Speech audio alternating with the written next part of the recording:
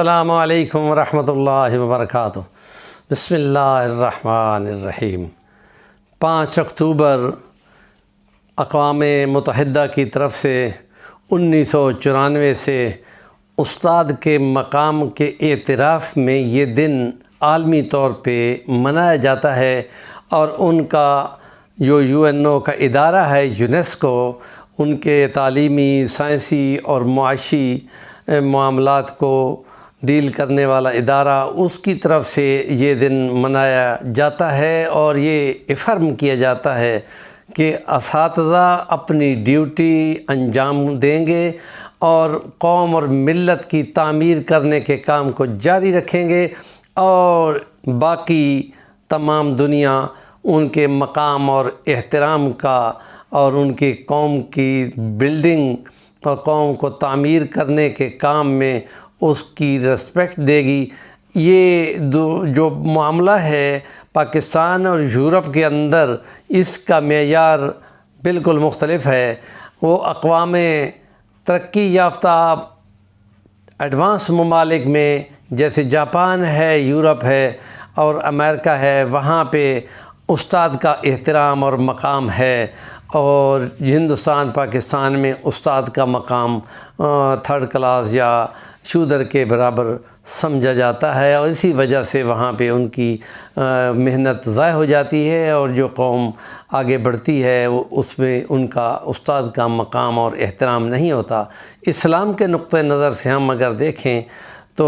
نبی پاک صلی اللہ علیہ وسلم سب سے آخری پیغمبر ہیں، خاتم النبیین ہیں، اور انہوں نے اپنی تعلیمات میں یہ فرما دیا تھا، انما بعثت معلما، بے شک پکی بات ہے مجھ کو معلم بنا کے مبعوث کیا گیا تھا۔ اور جس وقت کے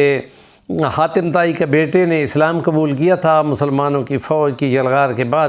تو وہ جب آیا تھا تو اس نے جب دیکھا تھا نبی پاک صلی اللہ علیہ وسلم کو کہ تمام اصحاب کے درمیان میں زمین پہ بیٹھے ہوئے ہیں اور تعلیم و تعلم اور باتیں کر رہے ہیں، تو اس نے اس وقت کہا تھا اگر یہ خود اونچی جگہ پہ بیٹھا ہوتا اور 7 لوگ نیچے بیٹھے ہوتے تو وہ بادشاہ ہوتا، لیکن جب وہ اندر بیٹھا ہوا ہے اور سارے 7 بیٹھے ہوئے ہیں تو پھر یہ پیغمبر ہے اور پھر یہ معلم ہے۔ اور اس لیے نبی پاک صلی اللہ علیہ وسلم کی تعلیمات میں ایک دوسری حدیث یہ ہے کہ مجھ کو مبعوث ہی اس لیے کیا گیا ہے کہ میں انسانیت کے اخلاق کے تکریم اور عزت اور احترام کی پیک جو ہے مکمل کر کے دکھا دوں۔ انما بعثت لأتمم مکارم الاخلاق۔ تو استاد کا یہ مقام سب سے پہلے بنے گا کہ وہ اپنی قوم کے جوانوں کو جب وہ معمار بن کر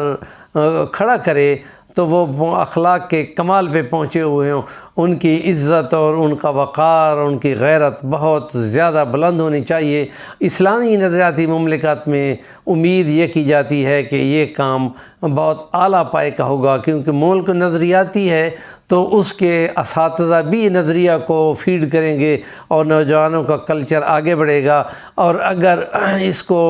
کمزور کیا جائے گا تو اس کے نتیجے میں رزلٹ بھی اچھے نہیں آئیں گے۔ اور چائنا یہی کہتا ہے کہ اگر قومیں بنانی ہوں تو پھر تعلیم کے سلسلے کو لمبے عرصے تک بچوں کی تربیت پہ لگایا جاتا ہے، اور یورپ کے کچھ ممالک میں بچوں کی تعلیم کو دینے والوں کو سب سے زیادہ سیلری دی جاتی ہے، اس لیے کہ وہ یہ سمجھتے ہیں کہ جو اچھی بنیاد بنے گی اس کے نتیجے میں جو آگے قوم بنے گی وہ بہت ہی عمدہ بنے گی۔ اس لیے نبی پاک صلی اللہ علیہ وسلم کی تعلیمات میں یہی ہے کہ خیرکم من تعلم القرآن وعلمہ، تم میں سے سب سے بہترین وہ ہے جو قرآن کو تعلیم دے،